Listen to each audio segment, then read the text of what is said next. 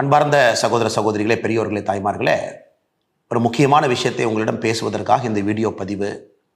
கடந்த ஒரு 10 நாட்களாக பல அதிர்ச்சியான சம்பவத்தை தமிழகத்திலே பார்த்து கொண்டிருக்கின்றோம். குறிப்பாக திராவிட முன்னேற்ற கழகம் ஆட்சிக்கு வந்த பிறகு ட்ரக்ஸ், கஞ்சா, சிந்தட்டிக் ட்ரக் இது அனைத்துமே பொதுவெளியில் சர்வசாதாரணமாக எல்லா இடத்திலும் கூட கிடைக்க ஆரம்பித்திருக்கிறது. இது எல்லோருமே நம்முடைய எண்மண் எண்மக்கள் யாத்திரை பயணத்தின்படி நிறைய தாய்மார்கள் இதை சொன்னாங்க. பட்டி தொட்டி எல்லாம் கிராமம் வரைக்கும் ட்ரக்ஸ் வந்துருச்சு, இதை பெரும் முயற்சி எடுத்து கட்டுக்குள் கொண்டு வர வேண்டும் என்று. திமுக அரசு குறிப்பாக இந்த 33 மாத காலத்தில் வரலாறு காணாத அளவுக்கு தமிழகத்தில் ட்ரக்ஸ் புழக்கம் அதிகமாக இருக்கிறது.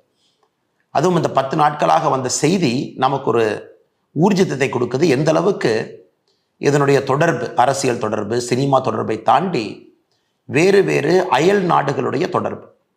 நீங்க பாருங்க, திமுக